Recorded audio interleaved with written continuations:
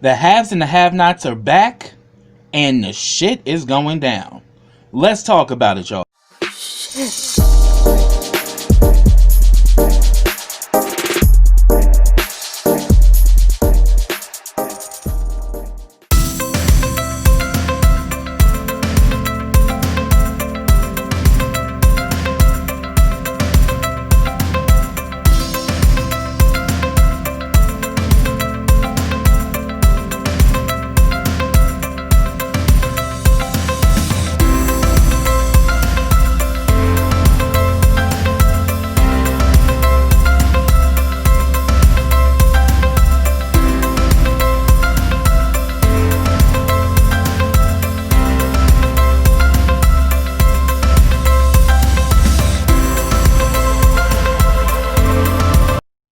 Hey, what's up, everybody? Welcome back to KRSTV. This is your boy Kenny. Now remember, subscribe to my channel and click that bell so you can get notifications every time I drop a video. Also, follow all the information I have in the description box as well as the comment section. Also, like this video, comment on this video, and share this video. Now, before I get started with this review, let me give a special shout out to the GMHC crew, which is Gay Men's Health Collaborative. If you are in the DMV area and would like to get tested for HIV, reach out to the GMHC crew to get a home testing kit. You can have the kit mailed to you, or you can call and make a same-day appointment and come to the location and actually pick one up. And if you're actually interested in getting set up for PrEP, which is HIV prevention, reach out to the GMHC crew for that as well. Also, if you're a fan of KRSTV and would like to become one of my Black Diamonds, reach out to my Patreon today, Black Diamonds, because in darkness we still shine. For $3 a month, you get all of my content, as well as special videos that will be specifically designed for my Black Diamonds. So check out my Patreon today. Also, check out my YouTube partner, BK WorldTube, which is the Black Netflix. You get shows from RuPaul's Drag Race to this show here, The Haves and the Have-Nots. So after you watch this review, check out my description box in my comment section and click that link to check out BK WorldTube today. Now, this is my review for The Haves and the Have-Nots, Season 8, Episode 1, and the name of this episode is The Long Game.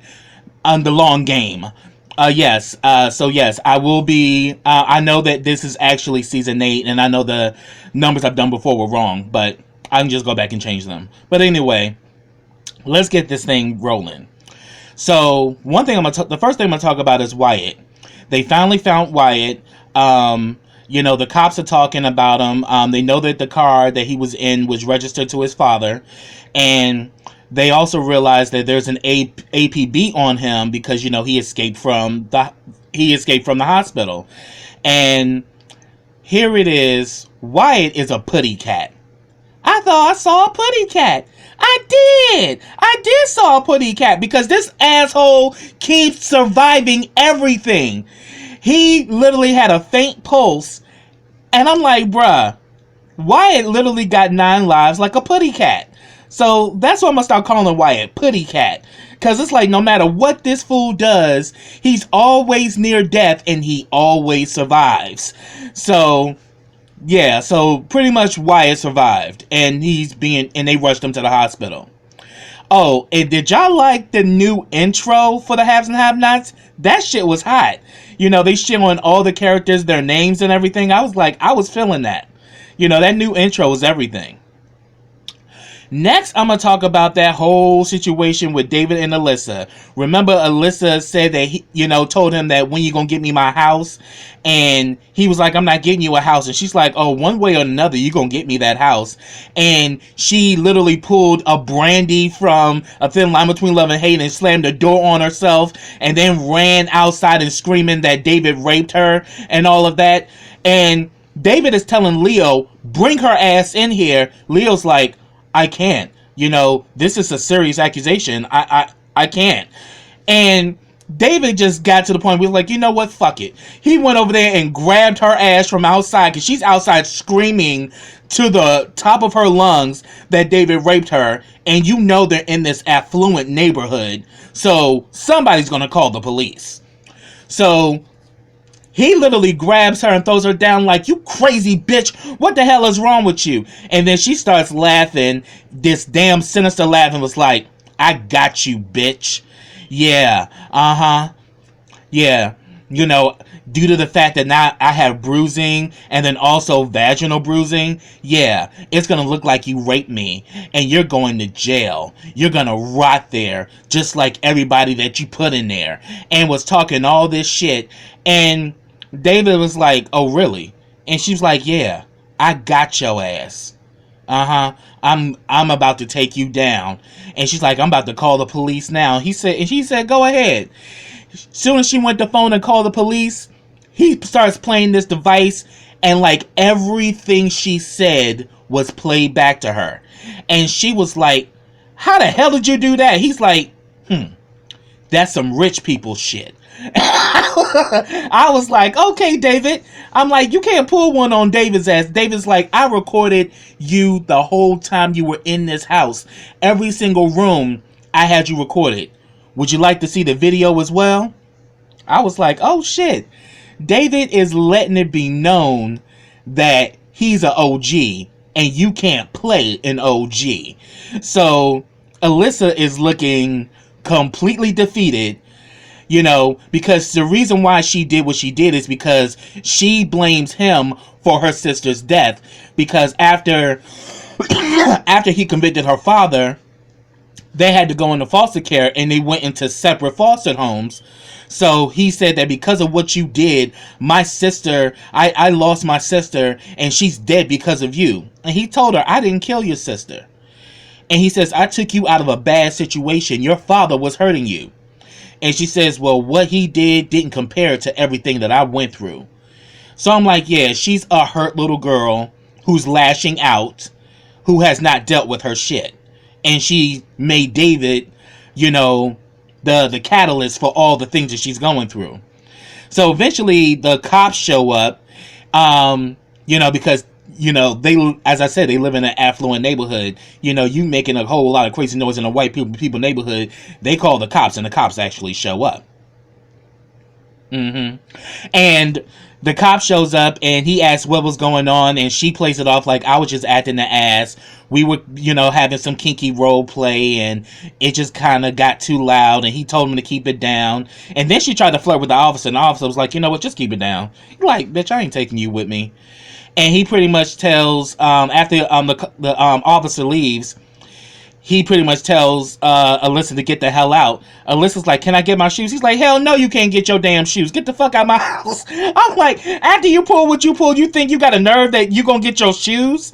After you did all that shit? No, bitch, leave. So I was with that. But then after she left, he had a conversation with Leo. He says, Leo, I see that you were hesitant to get involved just a minute ago. Your job is to protect me. If it ever happens again, you're fired. And I'm like, yeah, because Leo was kind of thinking, oh, did he really rape her? He's like, and David did let him know that I recorded everything she did. I didn't trust anything she was doing. Rightfully so. So we saw that, and I was like, wow, that is really interesting. But yeah, David finally got Alyssa out of the picture, so I think that will probably be the last we'll see of her. But knowing this crazy bitch, you never know. So next I'm going to talk about this whole situation with Landon, Oliver, and also Charles. Landon is on the phone with this reporter who he's trying to get this whole scoop on Candace, and he wants her to approach Hannah. And you can see that Oliver is like rolling his eyes and was like, dude, what the fuck? I mean, because Landon is dead set that he's going to get this exclusive and that he's going to be able to change the image of Candace in the press, and therefore, you know, Candace and Charles can get back together. But this damn reporter lady was funny as hell because she was reading the shit out of Landon. He was like, she was like, you know you owe me big time, right? And he was like, yes, you know I'm about business. I'm a professional. And she was like, yeah, the same professional that had his boyfriend put on a no-flight list, you know, for some personal shit. He's like, well, that was different. And then they go back and forth, and he was like, look, I'm a man of my word. I worked really hard to get to where I am. And she's like, well, for what I hear, you got to where you are because you screw everybody. And he was like, I'm going to pretend I didn't hear that. She's like, yeah, and I'm going to pretend you're not offended. You know you a slut. Bye. And hung up on his ass. I was like, damn. Like, we all know Landon's a slut. But the fact she kind of called him out for it was funny. And then him and Oliver go back and forth with their normal, cat and mouse shit that they do with each other, them damn queens. They going back and forth with each other and everything, and then, Landon's like, and Oliver's like, you're just mad that you can't fire me, can't you? Aren't you? He's like, I'm just mad that you're annoying. And, I am your superior in this office and you need to get that through your head. He's like, well, not for long. And Landon was like, what you say? He's like, I didn't say anything. I'm just saying, is that all? I was like, Then Landon decides to throw it out there that he knows about Oliver, aka I Love Coke, his cocaine problem. And he's like, you keep on fucking with me, everybody gonna know your tea. And then you can just see he got all offended and was like, I don't have a cocaine problem. And then walked out. I was like, But I'm like, Landon, you are celebrating way too soon because Oliver actually has somebody telling Candace as well. And a lot of the shit that you're doing can backfire on you. So you getting a little too cocky way too soon.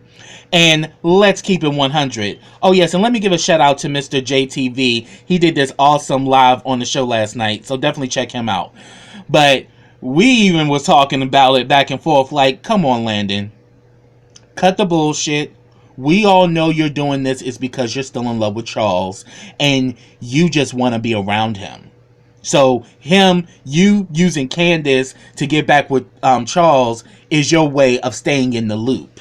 Because you just want to be around him. And then we see later on, Landon and Oliver are going through all the states and stuff, and he was saying that because what ended up happening is that the reporter did go to see Hannah, and the damn reporter made it so obvious that she stuck out like a sore thumb, gonna ask her, can she borrow some sugar? Really, bitch? We black. Everybody black got some sugar in their house. So when somebody asks you for some sugar, you definitely need to be giving them the side eye, like, what you really want? What's really going on? And then Hannah was like, they actually asked for that? And then she tried to say that, I live next door. She's like, oh, Mrs. Hill? She's like, yes, I'm her daughter. She's like, what's her first name? She couldn't answer that. She's like, I don't know who the hell you are, but you better get the hell away from my house before I call the police. And then she finally reveals that her name was Raven and that she was a reporter, and starts asking all these questions about, is it true that Candace is a product of a rape? Your rapist? Is it true that her son died while he and that you tried to shield him in your arms? She started asking all these personal questions like, is it true that you were a bad mother and that you threw her out at the age of 14? And I was like, damn. Oh, this bitch was ruthless with it. But then while he's sitting there with Oliver, she calls him and lets him know that, yeah, I didn't believe this girl's story, but now I do. Yeah, she really did have it bad. And she again reminds him, you owe me. So I'm like, Landon, if this shit comes back and you can't pay this woman back, you asking for a world of problems that you may not live to tell. Your ass may be 6 feet under like Maggie Day, the rate your ass is going. So he mentions this to Oliver that, yeah, I'm actually gonna, my plan worked. Now that I've gotten to Hannah, she's gonna reach out to Candace. And Oliver was like, please, they hate each other. And he was like, what the hell you mean by that? He's like, I understand they have problems, but hate is a very strong word. He's like, yeah, because that's what it is. And I'm like, how the hell you know about this and I don't? Exactly. Because Akil is telling Candace for Oliver just like he's tailing Veronica for Jim. So he got an inside scoop that you don't have, Landon. So really, Landon, as much as you think you got this shit under control, you really don't. Then you see Charles finally comes in. He excuses Oliver. Charles and Landon have a conversation, and he lets him know that he had a dream about Candace. And he's like, "Well, it sounds like you miss her." And he asks Landon to actually go and take a flight down to Savannah and check on her to see how she's doing. But we can definitely tell in that scene, yeah, Landon is in love with Charles, y'all. Like, that's why he's doing that shit. But your shit may end up flipping completely on your ass, because Oliver is definitely working his plan. And now that you done put it out there that you know about his coke problem, Olive Coke may be doing something to make sure that your ass gets shut down for real. So we just got to keep watching. Then we get a scene at the jail with Kendrick and Catherine. Kendrick gets a call about Wyatt, about his whereabouts. He goes and tells Catherine everything, and he tells Catherine that he attempted suicide, and she was like, "I know that." He was like, "No. What happened the first time?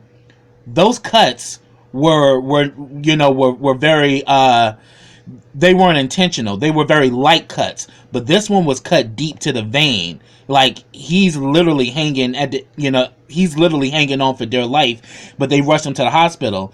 So she's like, "I need to talk to my lawyer." And the chief is actually working with the Malones. So he ain't letting her get her phone calls.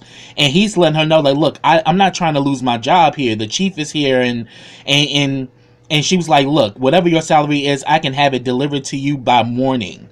But he's like, "No, I can't do this. It's not right." He like, "Look, I'll try to do what I can for you, but not for the money." So Kendrick is actually a nice guy, and he said that, look, really soon the chief's shift will end, and I'll see what I can do to get you that phone call so you can call your lawyer. So that was cool. Next, I'm gonna talk about Veronica's ass. Now, Veronica done put it on Samuel, honey. Samuel is worn out. They laying on the bed with the money, and Veronica done put it on him.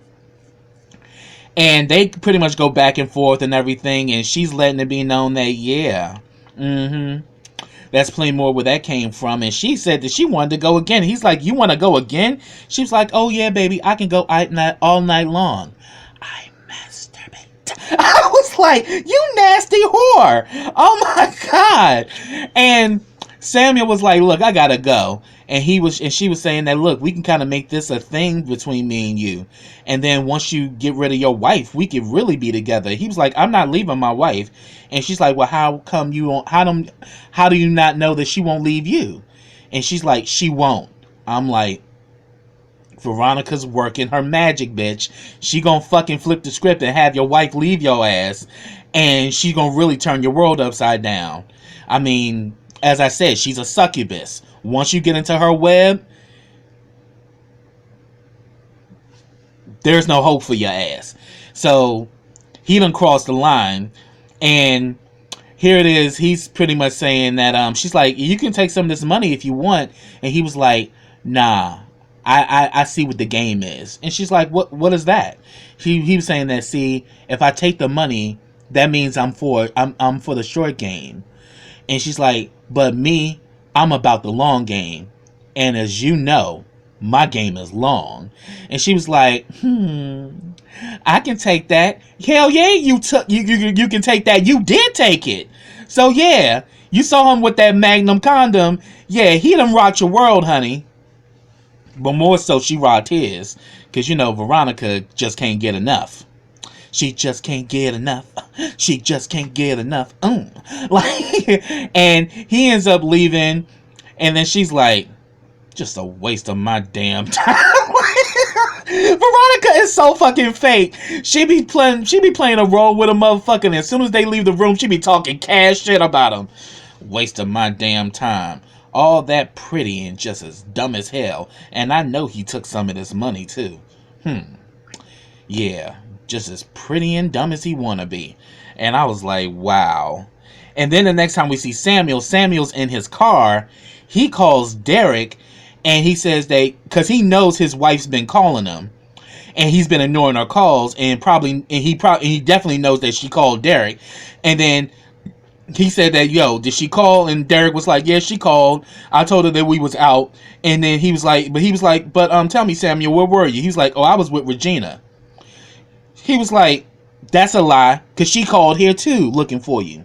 He's like, oh, I just got this new piece that I'm talking to. He's like, okay. And he's like, so how are things going with Veronica? He's like, oh yeah, me and Laurel are in there. We got this. Derek was like, did you sleep with her? And he's like, nah, man, that old broad, nah. He's like, bruh, you need to tell me if you slept with her, because she's dangerous. You don't know who you messing with. He's like, man, it's all good. Ain't nothing going on. But then he says, remember to tell Laurel that we went to Mickey's. So he goes home and sees Laurel. Laurel is in her sexy lingerie, and I admit, Laurel looked good, honey. The girls was sitting up, and she was ready to service her man. Of course, she starts questioning him and everything, where he been at and all of that. And he says that, I was just, I was at, drinking with the fellas and all that. We was watching the game. And she's bothered because she's in this sexy lingerie, and he doesn't even notice it. And I'm like, yeah, because Veronica sucked the life out of him. She unloaded that gun, and now he don't have no bullets to shoot up in your club. So she's like, come on, baby, I'm horny. He's like, I'm good. I just need to take a shower. I'm tired, baby. She's like, really? You're tired? And he says, and besides, I don't like this. She's like, you don't like this? And he's like, yeah, if I wanted to screw her, I have her over here. That damn reverse psychology. And then she's like, you know what? Just go take a shower. Just go take it. And like, you can definitely tell she was in her feelings. And I was like, oh, Samuel, you cold-hearted motherfucker. And, he does have a side piece named Regina that she don't even know about. But Derek does. And so does Veronica. Because Veronica was like, drop that bitch and make me your new side piece. And I'm like, Veronica's loving that D. She's loving that long vitamin D, honey. So I'm like, yeah, that damn Samuel done put it on her. But more so, she put it on him. So we saw that go down. Then I have to say, the real thing of this episode for me was Hannah. Hannah finally meets, with John, Don, and Marty. They try to get her to sign all these documents. They tell her all about Catherine's accounts and that she's worth over $280 million and, all of this. And they try to get her to sign these documents. She's like, and Marty's like, do you know what's going on, Hannah? She's like, no. But I need a moment to look over everything, and I will take it to Catherine, and I'll make my decision. And they were really, and like both John and Don were trying to get her to sign documents immediately. She was like, oh no, I'm not doing that. I will look it over, and then I will take it to Catherine, and then you'll have my answer. I was like, that's boss Hannah. Hannah played it smart.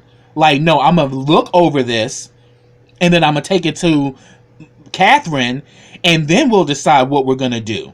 But they really was in their feelings because they thought they was going to get her to sign everything over, that she was just going to be this dumb, woman because she's a maid.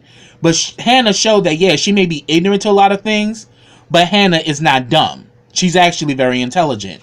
And she played it smart. So then we see, like, after they leave, Don and John are plotting their little way of trying to see to make her out, like take this to court to have the judge say that she's incompetent to be the power of attorney. And then they decide that, we're gonna reach out to Jim, and they brought up to Marty. Marty was like, no, we're not going down that road. You need to leave that alone. But John and Don want that $5 million so they can do their startup. So they really trying to get that $5 million out of her one way or the other. So now they see that Hannah ain't this gullible idiot that they thought that she was going to be. Now they're trying to get Jim involved to say that, we can get him to go to court to actually get power of attorney over his wife's estate. And that's the road they're trying to take. Then we see the next morning after Hannah then ran into that damn reporter, she gets a call from Al. And at first she didn't know who Al was because, her phone was cracked. And he was like, well, you can buy a new one. And she was like, what you mean by that? Like, first of all, that's not my money, and I can't even believe you would say something like that. And he's like, no. I just wanted to call to see how things went with the meeting and all of that. And I'm also trying to find a way to see you again and all that. I really want to take you out. And of course, she was like, you know what? I can't right now. And she's like, look, I'll just call you back when I get a chance or whatever. And he agrees, but you can definitely tell he feels some kind of way. But I still don't trust Al. Al is trying to get close to her for a reason. The question is why. Is he really into her, or does he have another agenda? In due time, we'll find that out. So then we see Hannah is, on the laptop trying to, come up with, trying to learn all of this new information due to the fact that she's power of attorney. So she's studying and all of that. And then all of a sudden she hears somebody comes in. And she's by herself. And lo and behold, it's Derek's ass. And I'm like, Derek, you really want fucking Benny to kill your ass? Like, seriously, bruh? But his ass, he got his own keys to the house, because he does maintenance for them. So he let himself in and walked up on Hannah. And we see from next week, she pull a knife on him. He's like, it's like that, Hannah? She's like, yeah, it's like that. Like, Derek, what made you think that it's not going to be like that? You raped her, you asshole. Like, yeah, it happened years ago. Yeah, you were a totally different person back then. But that doesn't take away that it happened. That's still trauma there. Like, Derek ain't really too bright upstairs either. But that's what I got, y'all. If I missed anything, put it down in the comments. I'd love to hear your thoughts about this episode. I wish you guys a happy holidays. Enjoy the turkey. And, yeah, so that's what I got. So get down in those comments and let me know your thoughts. So until next time, everybody, take care.